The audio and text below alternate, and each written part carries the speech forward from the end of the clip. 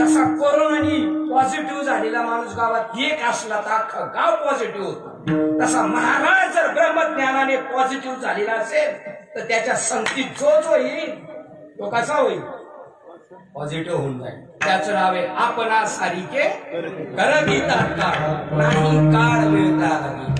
काशीला जातात लोक, काशीला कशासाठी, मुक्ती मिळवण्यासाठी. पण मुक्ती त्या नामाने भेटते. जे क्षणी अनुग्रह झाला, जे दिवशी अनुग्रह झाला ते क्षणी मोक्ष झाला.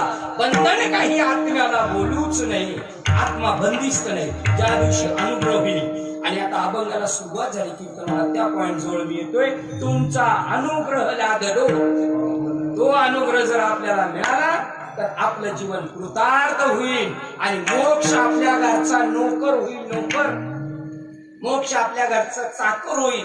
मोक्ष मुक्ती आपली बायको होईल. तुका म्हणे मुक्ती परिनिधी होईल. ज्ञानेश्वर महाराज 17व्या सांगतात मोक्ष तुमच्या घरचा चाकर नोकर होईल. मोक्ष आम्हा घरी कामारीची दासी होय सांगतो तैसे. आणि असं ज्या नामाने मोक्ष मिळतो, मुखात नाम हातात मोक्ष, अभंगाचं